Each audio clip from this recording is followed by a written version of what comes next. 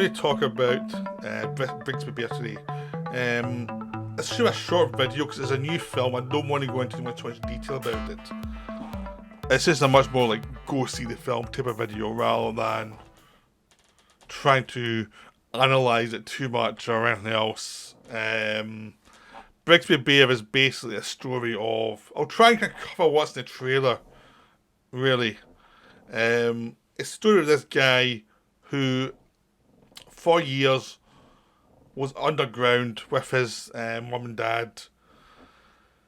The world had ended, and they were just trying to survive in an infected world, and his only entertainment was Brigsby Bear, this TV show that his dad had all these episodes of that he could keep watching. And they were like 4 kids, but they got older as well. The father's played with Mark Hamill.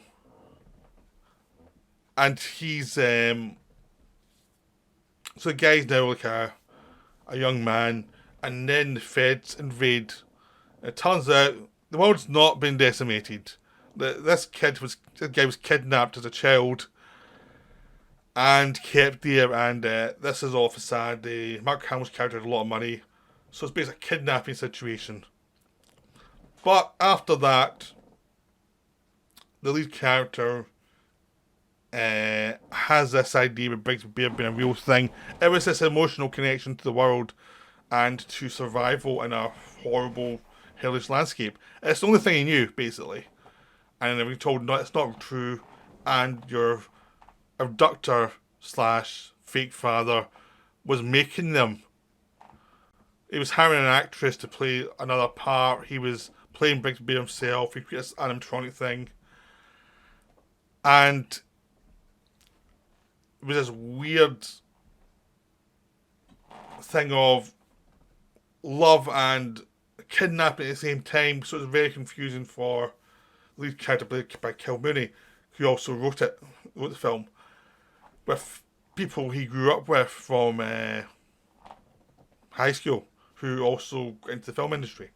So he's taken back to his proper family, and his proper family cannot connect with him because he's not just been kidnapped. Nothing's happened to him that's sinister. Like, he hasn't been abused in any way, but his sense of the world is so strung out to this one thing that he has problems connecting to other people in any possible way. He's so focused on this thing that he has to get out of the system, and he's annoyed at the fact that there's no final episode of Brigsby Bear because his father got arrested. Or his fake father got arrested. There's no final episode. And the story's really about him becoming a person who can exist in the real world again. And how he deals with his family, who don't quite understand him and were scared he's going mad. And how he kind of makes friends with friends of his sister. And how he kind of connects with his sister. And she's kind of very standoffish to start with. So it's a lot of emotions that are going on, but everyone's kind of, in a modern day way, people are kind of distant and they're scared to actually come forward with what's going on, and they'd rather just deflect. And it's not helping him at all because he's trying to make sense of something. And there's a therapist by Claire Danes who is pretty useless. The character just doesn't seem to know how to deal with this character. Like, Greg Kinnear plays the cop who helps him get back into life.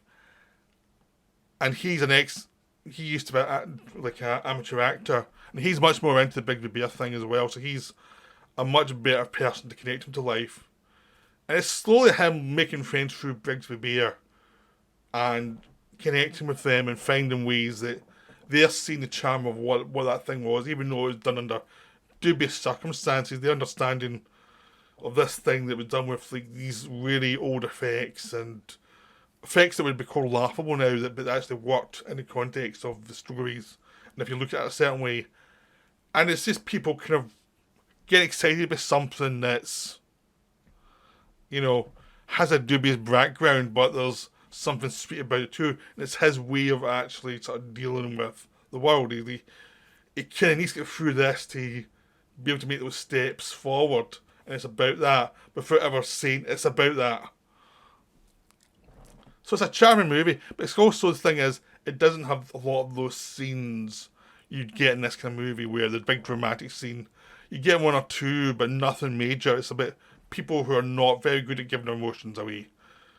And things are done very carefully, and you mentioned fairly, lots of things between scenes, which I found refreshing because there was lots of scenes that I don't like in movies. You could have got here, you don't get. Instead, they kind of trust your intelligence to put the pieces together. And it's a quirky movie, yeah. I mean, it's an American movie from the 2010s, and there is a kind of quirkiness to it. It's a Saturday Night Live, people making it, but it's done really well. And it is a minor film. It's always meant to be a minor film. It's not meant to be like the next big blockbuster. It's just a small film about this guy obsessed with this character, and that's it. It's like 90 minutes, you're in and you're out, and that's all. And it works. It just works because it knows what it is. And it's for an audience of people who want that kind of film. And if you don't like it, who cares? It's like, it's not a big budget film. It's not meant to cover everybody. It knows what it's about. It knows what its audience is. And its audience seems to be people like the people who made it. You know, so that thing is like, you either like it or you won't, who cares? I liked it. I thought it was nicely charming and a nice kind of Ed Wood type of tone to it. It's like, it's been trying to do something with something that might be a bit, you know, from the outside, not professional in any way, but when you're in the inside of it, it makes some sort of emotional sense. It's about that kind of feeling with filmmaking, and that feeling of how filmmaking in real life kind of interacts, and how you use it to deal with a trauma that you can't quite face head on. Like, facing it head on would be too weird for you, but you have to find a kind of side way to do it. And that's what this film's about. And so it's very charming about that kind of sense of how do you deal with a problem that you can't directly face. And the film is smart enough not to give a glib answer to stuff. It's just like, we're not going to explain everything. We're not going to give you like a smug explanation of something you know is nonsense. We'll respect you enough to obliquely give you information about certain things that you can fill the rest out on your own. So that's one of the charms of the film. It lets you figure certain things out yourself. So it's very enjoyable. I would recommend it. Go see it. Bye for now.